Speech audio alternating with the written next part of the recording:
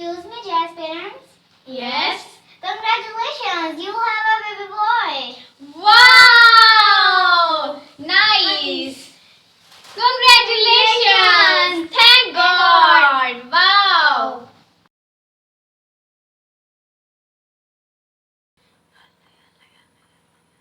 हमीदा के घर वाले कौन है? जी मैं ओदी सस। मुबारक हो, बेटा हुआ है। मुबारक होए ते उंज मुंडा वखाओ ते सही। अच्छा। वे अपने दादे नु फोन कर, चाचे नु फोन कर, ताया नु फोन कर ते नाने नु फोन कर, मामे नु फोन कर, मुबारक दे कि बेटा होया है ते ਉਹਨਾਂ ਨੂੰ ਕਹਿ ਕਿ 10 ਕਿਲੋ ਮਠਿਆਈ ਵੀ ਲੈ ਕੇ ਆਣ ਤੇ ਮੈਂ 1000 ਰੁਪਏ ਨਾ ਸਾਰੀ ਨਰਸਾਂ ਆਇਆ ਤੇ ਡਾਕਟਰਾਂ ਨੂੰ ਨਾ ਮੁਬਾਰਕ ਵੀ ਦੇਣੀ है। अच्छा दादो, मैं कॉल करता हूँ। ये तो है ही वाकई बड़ी खुशी की बात है। आपको वैसे मुबारक होए तेनू। माशाल्लाह माशाल्लाह। और जो मुंडा है ते बड़ा सोहना ते मैं ते ਇਹਦਾ ਨਾਂ ਵੀ ਸੋਚ ਲਿਆ।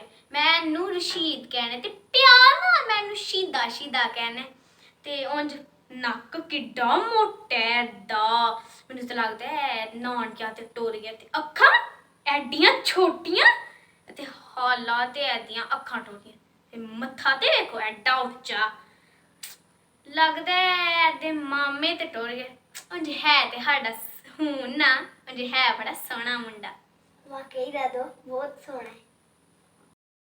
ਬੋਲ ਕਿੱਡੇ ਸੋਹਣੇ ਨੇ ਮੈਨੂੰ ਤੇ ਲੱਗਦਾ ਐਦੇ ਬੋਲ ਤੇ ਆਪਣੀ ਫੁੱਫੋ ਤੇ ਟੁਰ ਗਏ ਨੇ ਤੇ ਗੱਲਾਂ ਕਿੱਡੀਆਂ ਸੋਹਣੀਆਂ ਨੇ ਐ ਤੇ ਲੱਗਦਾ ਮੈਨੂੰ ਮੇਰੇ ਤੇ ਟੁਰ ਗਏ ਨੇ।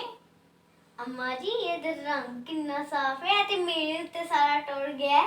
आहो किड्डा सोहना है।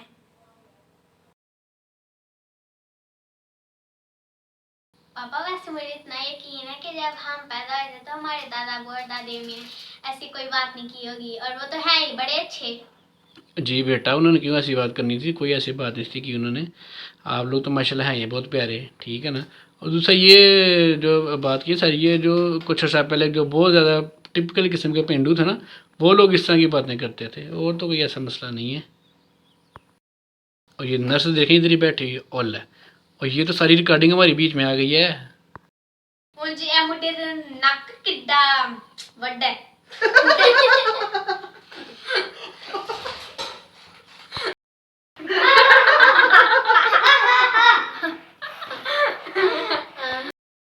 ਤੇ ਬੁੱਲ ਕਿੱਡੇ ਸੋਹਣੇ ਨੇ ਐ ਤੇ ਬੁੱਲ ਤੇ ਐਡੀ ਫੁੱਫੋ ਤੇ ਟੁਰ ਗਏ ਤੇ ਗਾਲਾਂ ਕਿੱਡੀਆਂ ਉਹ ਸੋਹਣੀਆਂ गाला ने